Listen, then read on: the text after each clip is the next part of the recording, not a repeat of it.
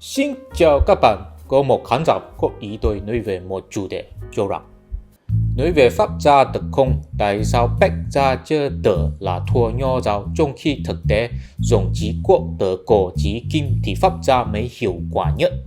Các bạn thân mến, để trả lời câu hỏi này, chúng ta phải bỏ qua những loại từ ngữ quá cao siêu, quá triết học, trực tiếp nhìn vào thực tế. Pháp gia thực ra đại diện một chế độ động viên thể chế, Nho giáo thực ra đại diện một hệ thống kinh tế tiểu địa chủ. Đầu tiên, Pháp gia không phải là tự dưng xuất hiện, nó là bắt nguồn từ cuộc nông chiến khi chiến quốc.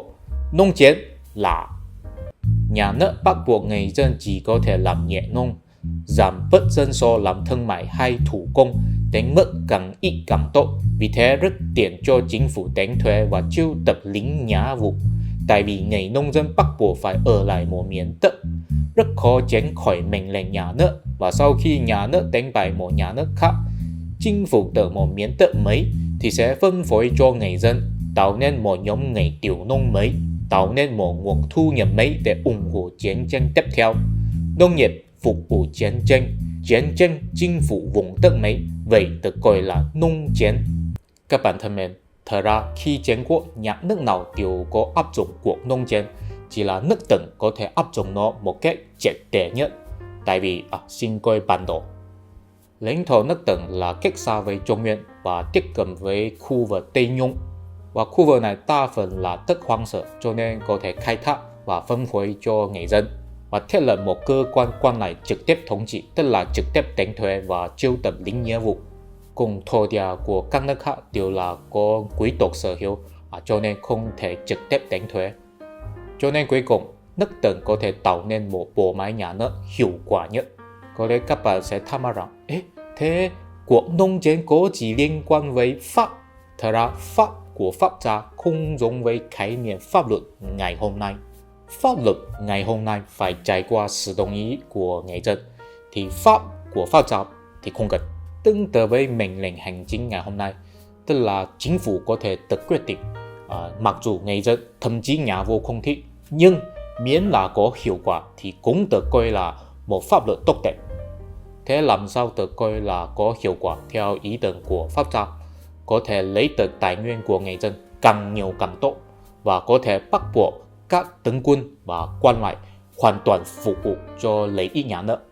Nếu các bạn có nghe nói những khái niệm ví dụ pháp, thuật, thể trong Pháp gia, thật ra đều là chỉ những thủ đoạn để bắt buộc người ta hoàn toàn phục vụ cho lợi ích nhà nước.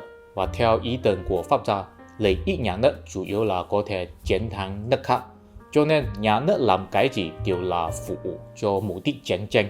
Cho nên nói thực tế, Pháp gia đại diện một chế độ động viên thể chiến.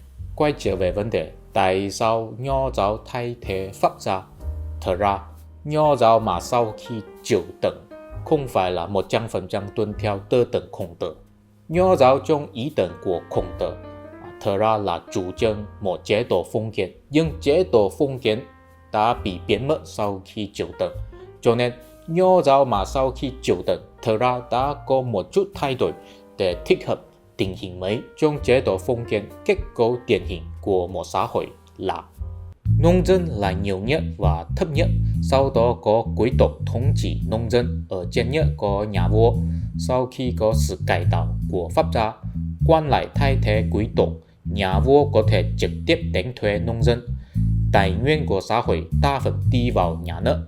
Kết cấu này chính là kết cấu tiêu chuẩn của chế độ quần huyền. Khi Nho giáo thay thế Pháp gia, không có thay thế kết cấu này, chỉ là làm thêm hai thành phần cho quan lại nữa. Quan lại là xuất thân từ gia đình địa chủ và có giáo dục văn hóa làm sĩ phú.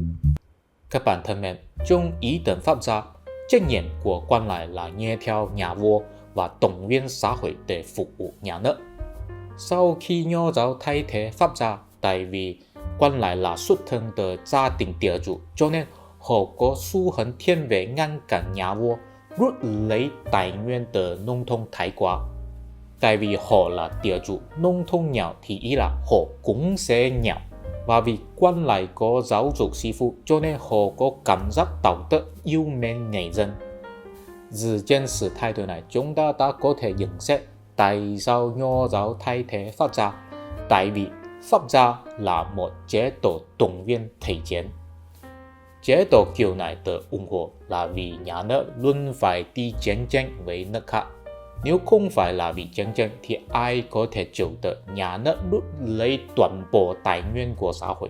Nếu không có chiếm lấy phần qua chiến tranh thì nhà vua lấy cái gì để bù lại cho người dân sau khi động viên xã hội.